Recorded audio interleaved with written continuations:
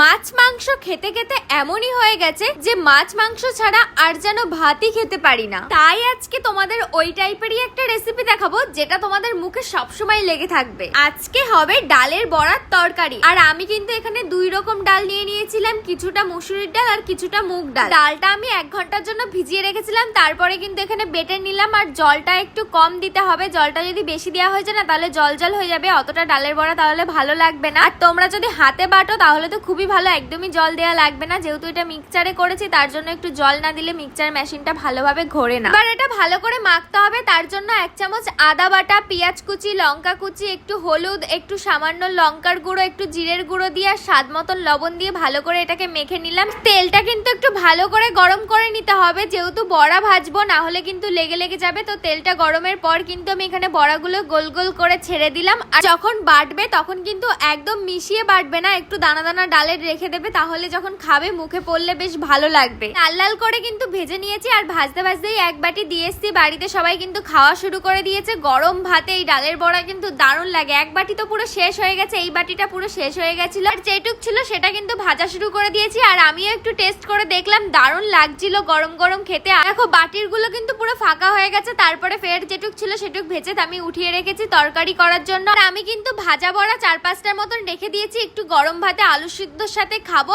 আর যদি ডালের বড়ার সাথে একটু পান্তা ভাত হয় না এই গরমে, তাহলে তো পুরো জমে যাবে, কোনো কথাই হবে না। আর এই গরমে বেশি মশলা খাওয়া কিন্তু একদমই উচিত না, তার জন্য আজকে আমি একদম সিম্পল রান্না করব, বেশি মশলা কিন্তু দেব না। আর ওই বড়ার তেলেই কিন্তু একটু গোটা জিরে, কাঁচা লঙ্কা ছেড়ে দিয়ে ভালো করে ভেজে, পেঁয়াজ কুচিগুলো ভেজে দিয়ে তারপরে কিন্তু আলুগুলো ছেড়ে দিয়ে একটু কষিয়ে জল ঢেলে দিয়েছি। গরমে রান্না করতে এসে কিন্তু পুরো অবস্থা খারাপ হয়ে গেছে, কি করব, পেটের খিদে, এটা তো আর কিছু করার নেই, করতে তো হবে। আর এর আগের রান্নার ভিডিওতে একটা বোন কমেন্ট করেছে, হ্যাপি বার্থডে দাদা, আর কি এইভাবে এত কিছু নিজের হাতে একা করলে দিদি, আবার তারপরে সাজুগুজু, বাবারে আমার তো ভেবেই ভয় লাগছে। আর একটা দাদা বলছে, তুমি এই রান্নাগুলো কার কাছ থেকে শিখেছো? আসলে আমি কিন্তু আগে এটা ভাবতাম যে আমি কিভাবে রান্না করব, কখনোই ভাবিনি যে আমি রান্না করতে পারবো। তো জানি না, একা একা করতে করতেই কিন্তু শিখে গেছি। অনাবিশ্বাস একটা দিদি ভাই বলেছে, এত অল্প বয়সে ভালো রান্না শিখে গেছো বোন তুমি। আমি নিজেই জানি না আমি কিভাবে এত রান্না বান্না করি। আরো একটা বোন কমেন্ট করেছে, দিদি ভাই তোমাদের ভিডিও আমি অনেকদিন ধরে দেখি, লাইক কমেন্ট করি, কিন্তু তুমি কোনো ভিডিওতে আমার নামটা নেওনি, সেই জন্য আমার অনেক কষ্ট হয়, এবার নামটা নাও। আমার নাম রূপসা, তোমার রান্নার ভিডিওগুলো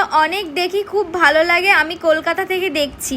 এইভাবে বলো না বোন, আমি সবসময় চেষ্টা করি তোমাদের কমেন্টের রিপ্লাই দেওয়ার। যাদেরটা দিতে পারলাম না তাদেরটা নেক্সট ভিডিওতে দিয়ে দেবো। তো এই রেসিপিটা কিন্তু দুর্দান্ত হয়েছিল, তো তোমরাও কিন্তু মিস করো না। তো চলো আজকের জন্য টাটা।